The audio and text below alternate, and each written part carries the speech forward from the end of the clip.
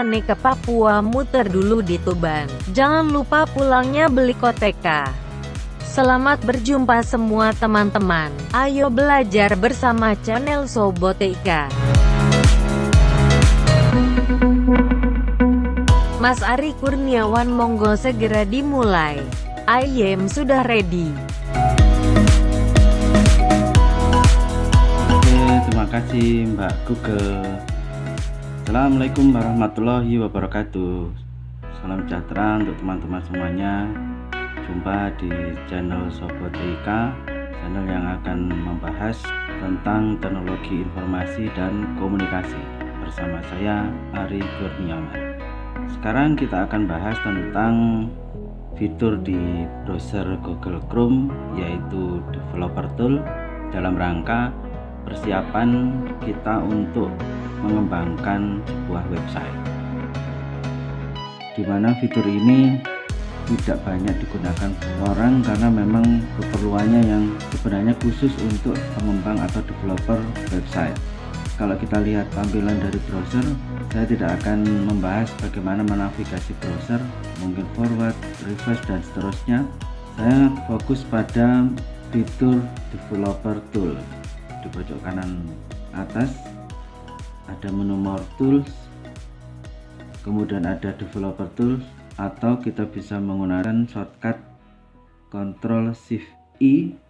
Nanti kita akan mengupas secara umum fitur dari Developer Tool atau DevTools untuk kebutuhan persiapan kita ketika akan mengembangkan website, karena dari DevTool ini sangat membantu untuk melihat dokumen-dokumen yang kita kembangkan di web, kemudian kita bisa melihat status maupun isi dari website kita. Nah, untuk kali ini DevTool yang akan kita bahas yaitu tentang DocSite, kemudian tentang Responsive, Sources, Elements, Network, dan Application. DocSite bermanfaat untuk mengatur letak dari DevTool. Jadi di pojok kanan atas kita bisa memilih apakah posisi dari DevTool akan kita geser ke kiri seperti ini atau ke bawah. Ini adalah sesuai dengan selera kita masing-masing. Berikutnya, kita akan mengakses satu halaman yang sudah saya siapkan untuk mempelajari DevTool. Alamatnya seperti ini. Nah, ketika saya tekan Enter, saya bisa melihat isi dari website seperti biasanya. Kemudian di pojok kiri, ini adalah berfungsi untuk melihat apakah website kita responsif terhadap layar dari pengguna. Misalnya ini saya set ukuran Galaxy S5. Ternyata website yang sudah saya kembangkan ini ketika diakses dengan gadget Galaxy S5 akan tampil seperti ini.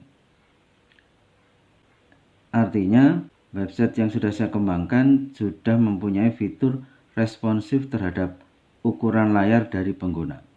Dan ini menjadi tren bahwa ini adalah fitur wajib yang harus kita buat, atau istilahnya adalah responsive web design. Sekarang saya kembalikan ke bentuk ukuran normal. Nah, berikutnya kita melihat fitur source. Situs atau web yang kita lihat ini sumber kodenya, sumber filenya terletak di domain mana saja.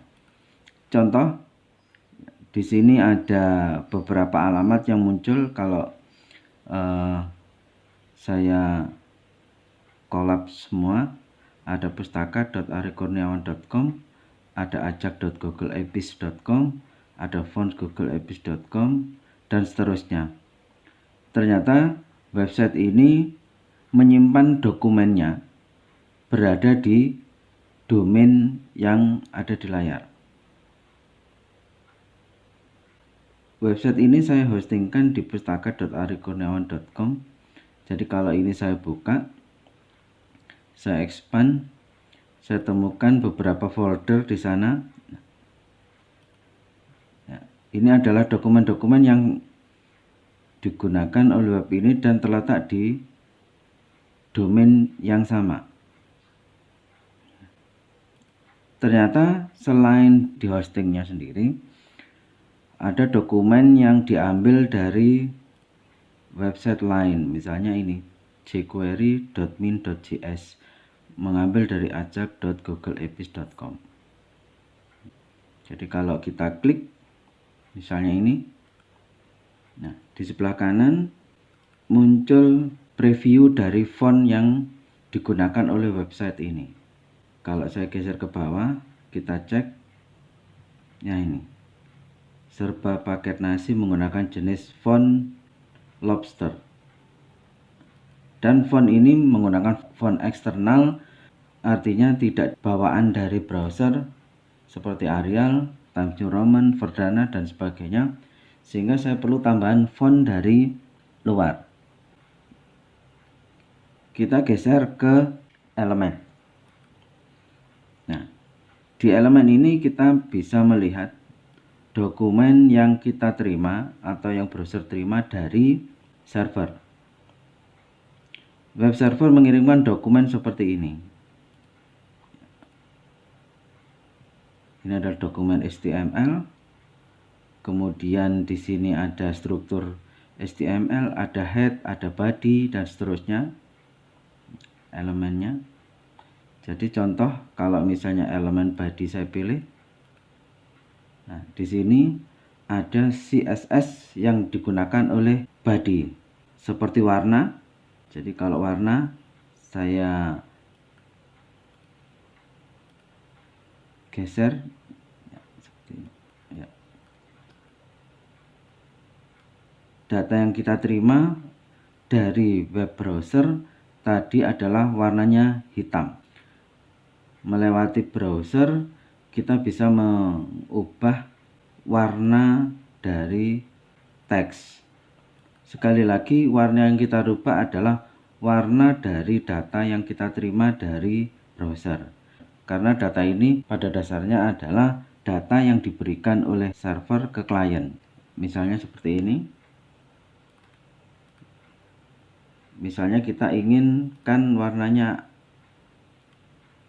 agak putih, kita bisa copy. Ini adalah kode hexadesimal red green blue dari warna teks. Nah, kita rubah begini. Termasuk background color, misalnya kita buat berubah menggunakan color picker seperti ini. Jadi di browser sendiri juga diberikan fitur untuk membantu kita memilih warna, merubah CSS dengan properti yang macam-macam. Ini membantu sekali jika ada developer atau pengguna atau orang yang suka membuat website dengan mode teks. Misalnya kita pilih untuk contoh saja.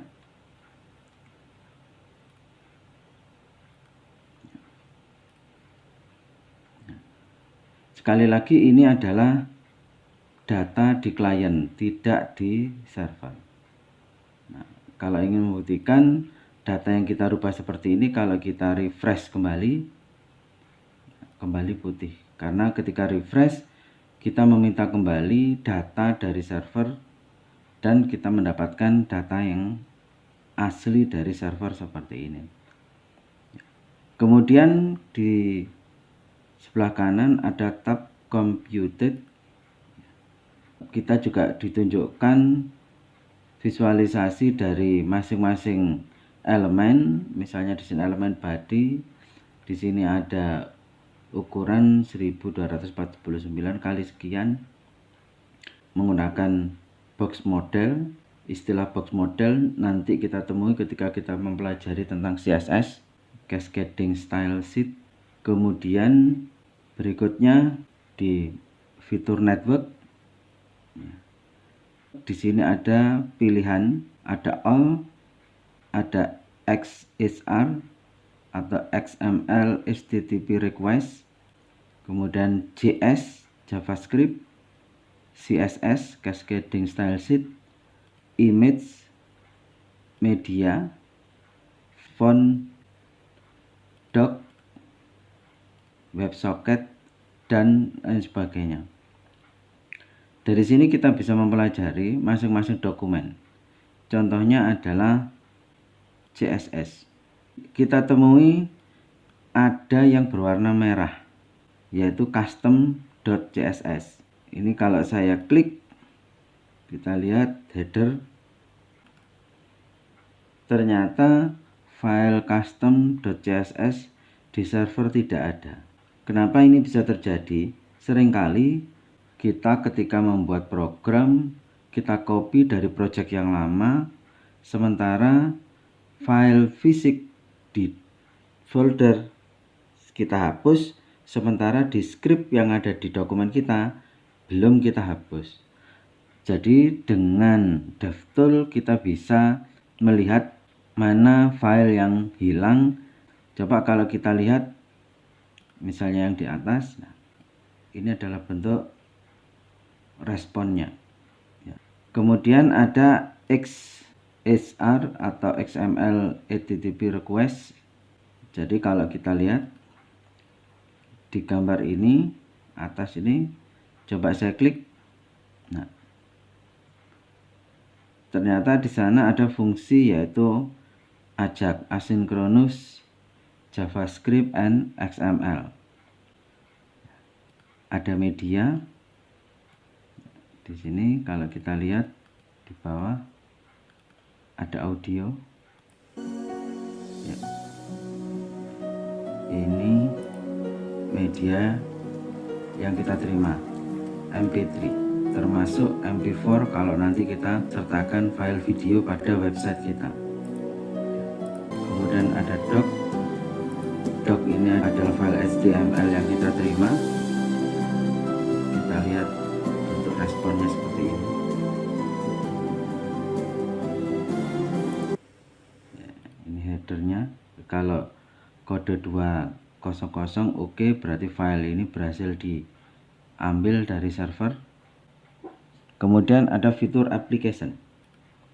Nah, di fitur application di sana yang penting kita pelajari yaitu di bagian storage ada local storage, ada session storage, dan ada cookies. Ini sering kita gunakan ketika membuat aplikasi, membuat program, dan kita ingin meninggalkan jejak, meninggalkan data kepada klien, yaitu disimpan di browser.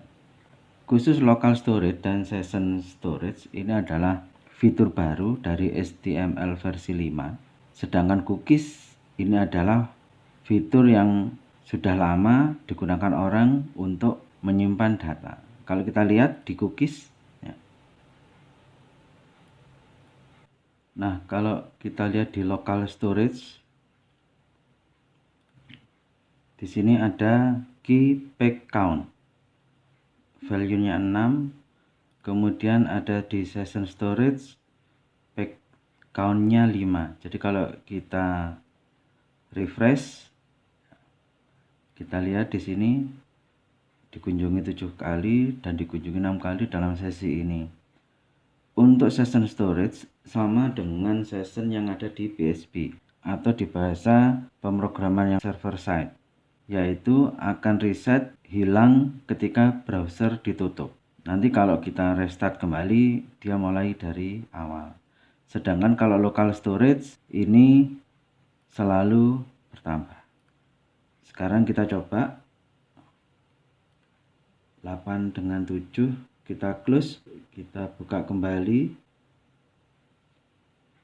kita akses, kita lihat dikunjungi 9 kali untuk lokalnya dan 1 kali dalam sesi. Kalau kita lihat developer tool di sini, nah, yang session storage value-nya mulai dari awal, yang lokal dari page count bernilai 9. Nah, ini bisa kita manfaatkan untuk kebutuhan-kebutuhan khusus ketika kita membuat aplikasi sesuai dengan tujuan program.